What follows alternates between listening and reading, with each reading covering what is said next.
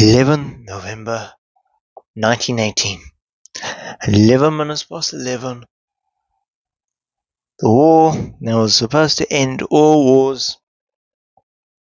The war that ruined the minds of brave soldiers. A war that sparked the beginning of further conflict. World War I ended.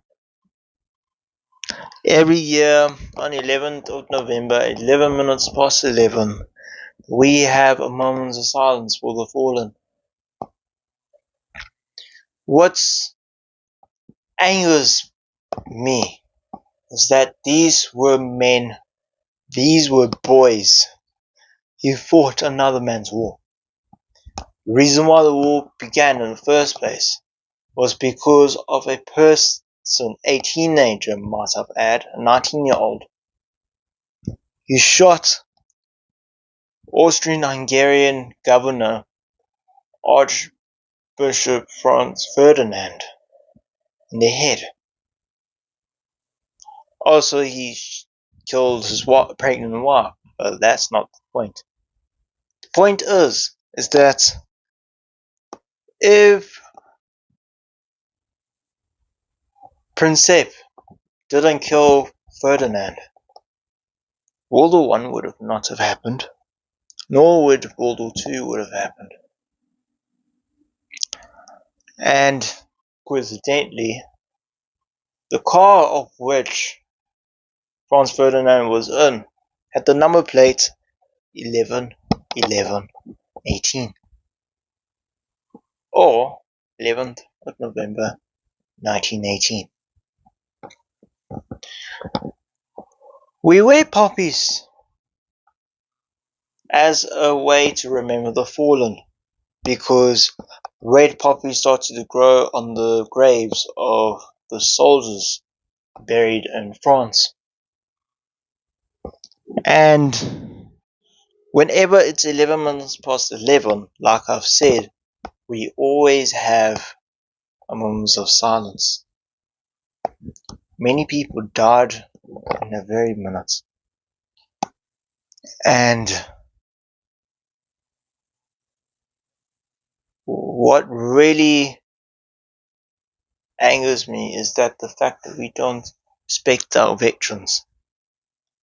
These war veterans, whether they fought in World War I or not, or fought in another war, they know what it means to suffer. They've witnessed their friends, they've witnessed their brothers, they've witnessed their sons getting murdered by people who just don't really care. This is something that is an ongoing issue in today's world, where we disrespect our veterans who have PTSD, whom whenever we do a loud bang, like fireworks or bang on something like a table, they will try and hide underneath it because they're scared of the sound of gunfire. It's the PTSD. Now, there's a really good poem that describes a soldier and the harshness of war. That was Wilfred Owen's Anthem for a Doomed Youth, which talks about what sort of ceremony would be appropriate for a soldier who dies at war. The poem goes, "What pulsing bells for these who die as cattle? Only the monstrous anger of the guns, only the stuttering rifles' rapid rattle can patter out their hasty orisons.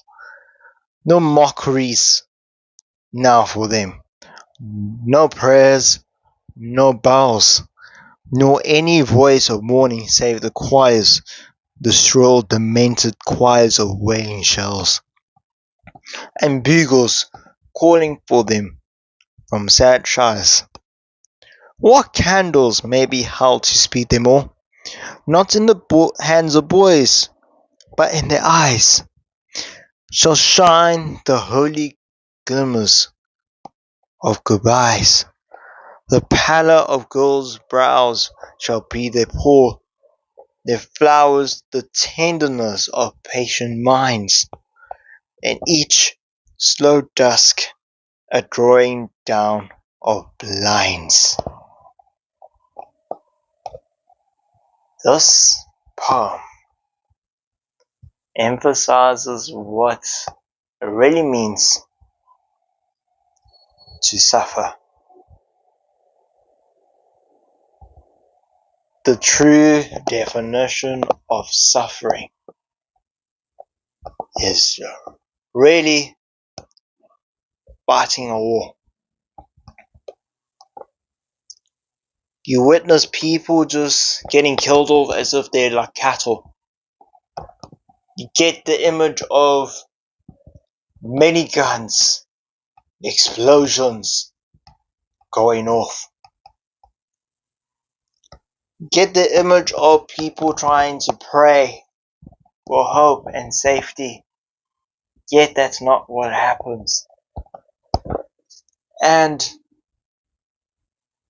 you get this sort of image where people are sent to purgatory, which is a Catholic ideal,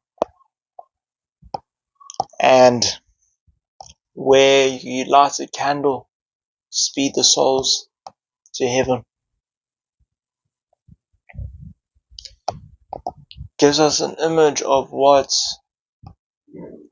the soldiers left behind. The girlfriends, wives, families. They've left that all behind. And for what? To fight another man's war. I have the biggest respect for veterans because they fought in a war, might have gotten a few kills, but they survived at the end.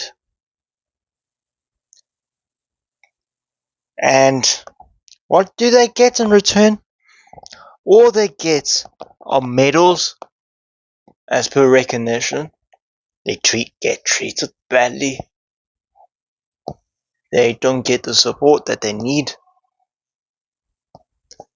And the stories don't get told. They don't get told enough. And many soldiers had injuries, scars. But my great-great-grandfather, for instance, he was a soldier for the British Empire. He was a Welshman, John MacVicar. He was one of the only British soldiers that survived the Battle of the Somme. And he went out of that battle injured. How so is that he stood on a landmine. Landmine obviously exploded. And he landed on barbed wire.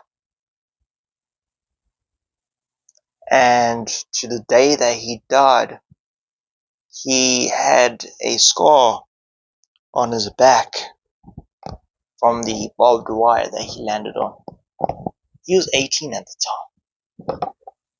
So if he didn't survive, I wouldn't be talking to you right now.